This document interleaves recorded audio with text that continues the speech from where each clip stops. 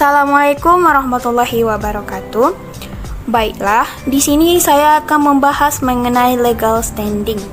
Apa sih legal standing itu?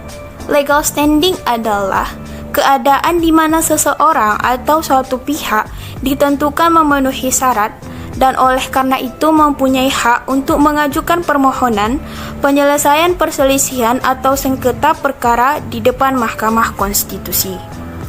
Kemudian syarat-syarat legal standing dan hak kewajiban. Di sini mempunyai dua syarat. Yang pertama syarat formal, sebagaimana ditentukan dalam Undang-Undang Mahkamah Konstitusi pasal 51 ayat 1. Kemudian yang kedua syarat material, berupa kerugian hak atau kewenangan konstitusional. Para pihak sendiri itu ada 4. Yang pertama perorangan warga negara Indonesia. Jadi ini maksud perorangan itu apa sih? Perorangan itu termasuk kelompok orang yang mempunyai kepentingan yang sama.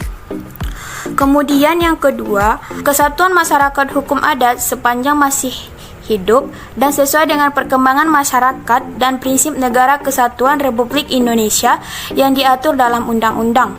Yang ketiga, badan hukum publik atau privat. Kemudian yang terakhir itu lembaga negara. Dalam jurisprudensi Amerika terdapat 3 syarat yang harus dipenuhi. Yang pertama, adanya kerugian yang timbul karena adanya pelanggaran kepentingan pemohon yang dilindungi secara hukum dan bersifat spesifik, aktual, dalam suatu kontroversi dan bukan hanya bersifat potensial. Yang kedua, adanya hubungan sebab akibat atau kausalitas antara kerugian dengan berlakunya suatu undang-undang. Kemudian yang ketiga, kemungkinan dengan diberikannya keputusan yang diharapkan maka kerugian akan dihindarkan atau dipulihkan. Jadi kesimpulan yang dapat kita ambil bahwa pemohon itu harus memenuhi salah satu dari kelompok subjek hukum yang ditentukan Undang-Undang Mahkamah Konstitusi. Subjek hukum tersebut memang mempunyai hak atau kewenangan konstitusional, kemudian 3 syarat yang telah disebutkan di atas.